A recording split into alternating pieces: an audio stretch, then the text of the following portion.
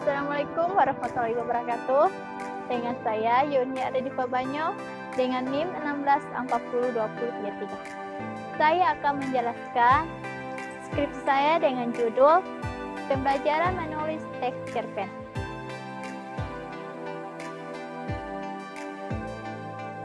Pembelajaran adalah proses cara menjadikan orang atau makhluk hidup belajar. Definisi sebelumnya menyatakan bahwa seorang manusia dapat melihat dalam perbuatan yang terjadi, tetapi tidak pembelajaran itu. Konsep tersebut adalah teoritis dan dengan demikian tidak secara langsung dapat diamati.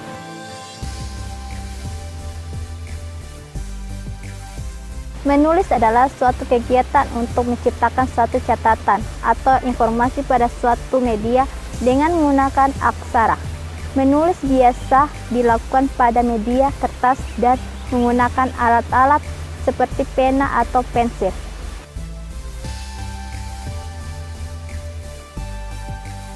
Cerita pendek atau cerpen adalah salah satu jenis prosa yang isi cerita bukan kejadian nyata dan hanya dibuat-buat.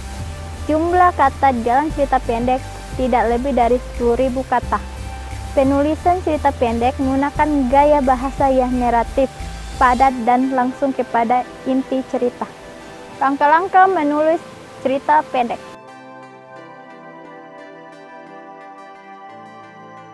Memahami secara singkat tentang cerpen. Cerpen adalah singkatan dari cerita pendek yang umumnya berupa cerita fiksi. Cerpen memiliki batasan kata mulai dari 5 hingga 5.000 kata. Sebaiknya kata yang digunakan dalam cerpen dapat menjadi tentang tersendiri. Karena jumlah kata yang sedikit, maka setiap kata dalam cerpen haruslah berarti. Dalam membangun cerita, unsur dalam cerita meliputi tema, alur, penokohan, latar, dan sudut pandang tokoh.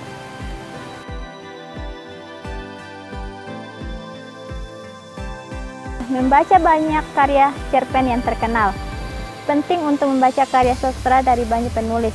Ketika membaca pribadi bisa mengevaluasi, mencermati, dan menganalisis. Ketika membaca cerpen pribadi juga akan mempelajari bagaimana struktur dan gaya dari cerpen. Pengamatan terhadap hal tersebut nantinya membantu pribadi untuk menemukan gaya penulisan yang sesuai dengan pribadi.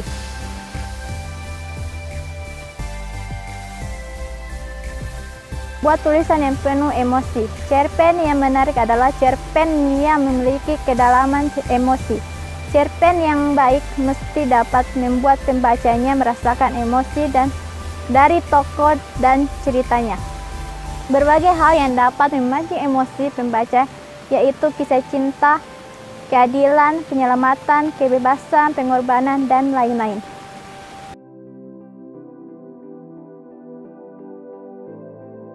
Persepsi pembahasan cerita berbeda dengan novel.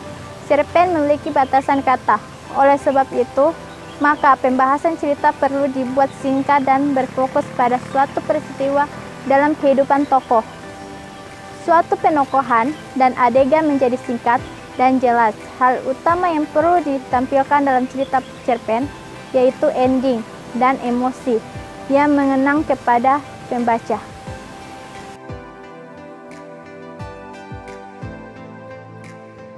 Judul dan cerita yang atraktif.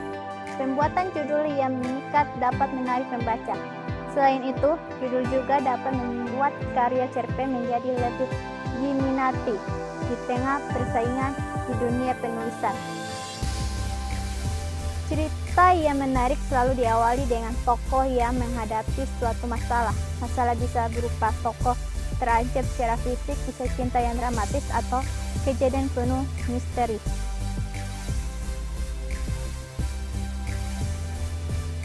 Edit cerita cerpen. Ketika cerita cerpen yang sudah selesai, penulis perlu untuk membaca ulang dan mengedit cerita agar menghasilkan karya yang menarik.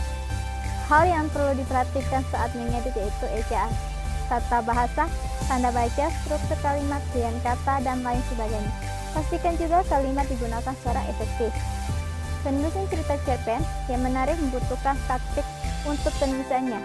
Ada beragam siasat penulisan cerpen yang baik, antara lain membaca banyak cerpen, penulisan yang membuat emosi, membuat fokus cerita, pembuatan judul dan cerita yang menarik, dan mengedit cerita. Apa yang kamu ketahui tentang cerpen? Yang saya ketahui tentang cerpen itu adalah sebuah karya sastra yang berbentuk prosa dan bersifat fiktif. Apa yang Anda ketahui tentang cerpen? Yang saya ketahui suatu bentuk prosa naratif dan fiktif. Berapa persen yang kamu ketahui tentang cerpen?